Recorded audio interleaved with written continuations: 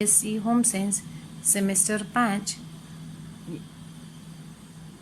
Paper number 6 unit number 5 રમતવીરોનું પોષણ એમાં કસરત પહેલાંના ન્યુટ્રિશનની ગાઈડલાઈન વિશે આપણે વિસ્તૃત માહિતી મેળવશું. આટલા બધા લેક્ચરોમાં આપણે રમતવીરોને જુદા જુદા પોષણની જરૂરિયાત કઈ હોય છે અને તેને શેમાંથી કેવા પ્રકારનું પોષણ મળે છે તે વિશે જાણ્યું હતું. હવે આપણે કસરત પહેલાં ન્યુટ્રિશનની ગાઈડલાઇન્સ શું હોય છે તે આપણે જાણીએ. સુપર કોમ્પેન્સેશનનો આહારનો ઉપયોગ કરી કાર્બોહાઈડ્રેટને બંધ કરવાનું અથવા તો વાપરી નાખવાનું હોય છે.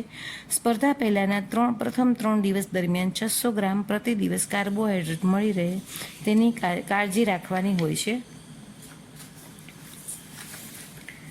સ્પર્ધા પહેલાંના દિવસોમાં પુષ્કળ પ્રમાણમાં પાણી આપવાનું હોય છે, જેથી પાણી અથવા તો કોઈ પણ પ્રકારનું ફ્લુઇડ, જેથી કરીને રમતવીરનું પૂરેપૂરું ડાયડ્રેશન થાય.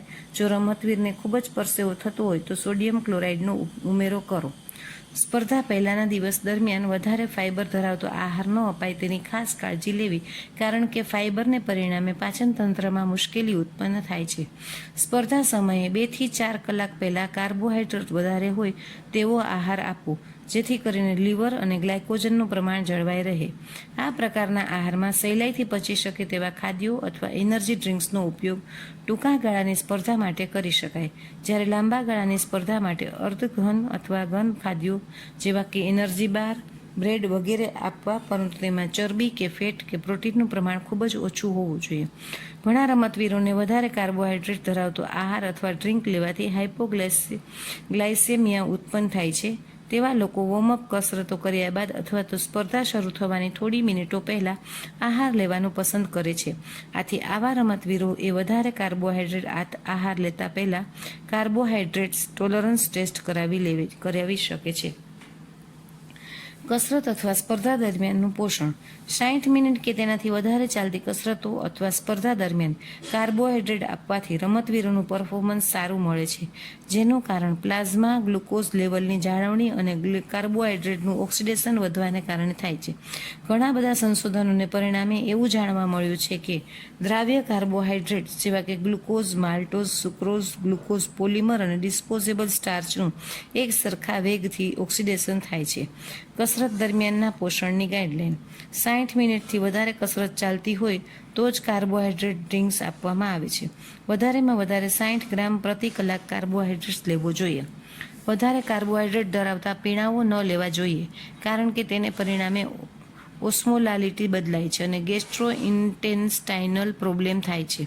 90 મિનિટથી વધારે સમય માટેની કસરત કરી ફ્લુઇડ લોસ જાણવાનો પ્રયત્ન કરવો જોઈએ. ફ્લુઇડનું વધારે કદ લેવાથી જઠર ઝડપથી ખાલી થાય છે.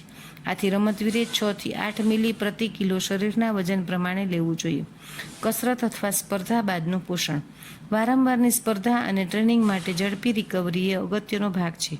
દૈનિક પરફોર્મન્સ સુધારવા માટે કરવામાં આવતી વારંવારની સખત તાલીમ દરમિયાન ઝડપથી રિકવર થવું ખૂબ જ આવશ્યક છે, અને આ માટે સૌથી અગત્યનું પરિબળ આહાર છે.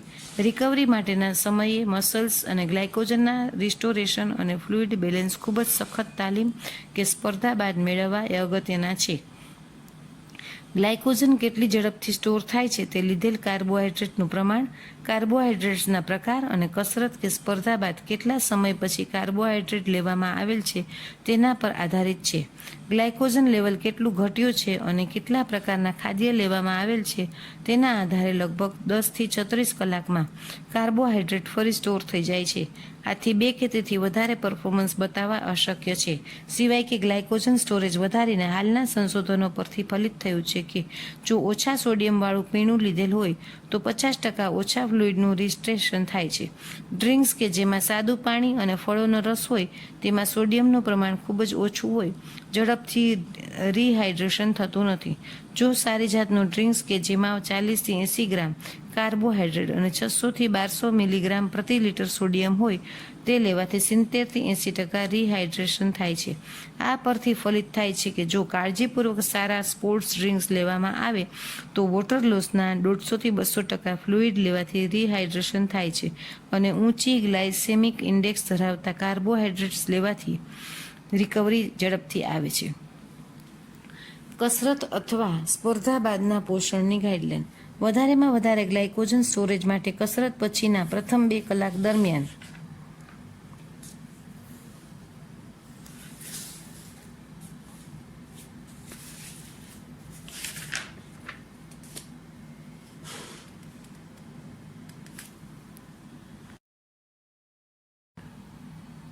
100 ગ્રામ કાર્બોહાઈડ્રેટ્સ ઘન અર્થઘન અથવા પ્રવાહી સ્વરૂપે આપવો જોઈએ. ત્યારબાદ 25 ગ્રામ પ્રતિ કલાક કાર્બોહાઈડ્રેટ આપવાની ભલામણ કરવામાં આવી છે. ઊંચી ગ્લાયસેમિક ઇન્ડેક્સ ધરાવતા કાર્બોહાઈડ્રેટ આપવાની ભલામણ કરવામાં આવી છે. જો કાર્બોહાઈડ્રેટની સાથે પ્રથમ કલાક દરમિયાન પ્રોટીન આપવામાં આવે તો ગ્લાયકોજન સ્ટોરેજ વધે છે. એમિનો એસિડ કે તેના મિશ્રણ લેવાથી ફાયદો થતો નથી. 600 થી 1200 મિલીગ્રામ પ્રતિ લિટર સોડિયમ ધરાવતા પીણાઓ લેવાથી રિહાઇડ્રેશન ઝડપથી થાય છે. ચોક્કસ પોષક તત્વોની વર્ક પરફોર્મન્સ દેખાવ પર અસર. વિટામિન અને ખનિજ ક્ષારોની વર્ક પરફોર્મન્સ થતી અસર એ ચર્ચાસ્પદ મુદ્દો છે. ઘણા બધા કોચ અને રમતવીરો દ્વારા આ પ્રકારના અખતરાઓ કરવામાં આવ્યા છે. છેલ્લા 40 વર્ષના સંશોધન પરથી જાણવા મળ્યું છે કે રમત અને કસરત દરમિયાન આ પ્રકારના પોષક તત્વોની જરૂરિયાતમાં વધારો થાય છે. તેથી જો તેની ખામીવાળો આહાર લેવામાં આવે તો તેના પરિણામે પરફોર્મન્સમાં ઘટાડો થાય છે, પરંતુ વધારે પ્રમાણમાં લેવાથી વધારો થાય છે તેવું સાબિત થયું નથી. આ ઉપરાંત આ પ્રકારના સંશોધનોની ડિઝાઇન કરવી પણ મુશ્કેલ છે. બી વિટામિન્સ. થાયામીન, રેબોફ્લેવિન અને નાયાસિન આ 3 વિટામિન એ શક્તિ મુક્ત કરવામાં ચયાપચય કોફેક્ટર તરીકે કામ કરે છે. આથી જ અમેરિકા અને કેનેડામાં પોષક તત્વોનું પ્રમાણ શક્તિની જરૂરિયાતના આધારે ગણવામાં આવે છે અથવા તો ભલામણ કરવામાં આવે છે. આથી તાલીમ દરમિયાન જ્યારે શક્તિમાં વધારો થાય છે ત્યારે બાકીના બધા પોષક તત્વોના પ્રમાણમાં પણ આપોઆપ વધારો થઈ જાય છે. એક સંશોધન પરથી જાણવા મળ્યું છે કે રમતવીરોમાં થાયામીન, રાઇબોફ્લેવિન અને પિરિડોક્સિનની બાયોકેમિકલ ખામી ઉત્પન્ન થાય છે, જે પાછળનું કારણ તેમની એક્ટિવિટી દરમિયાન થતો વ્યય જવાબદાર છે. હજુ સંશોધન દરમિયાન પુરવાર કરી શકાયું નથી કે તેની ખામીથી ભારે કસરત પર વિપરીત અસર થાય છે. Vitamin C. કસરત અને રમત સાથે સ્ટ્રેસ શબ્દ વણાયેલો છે.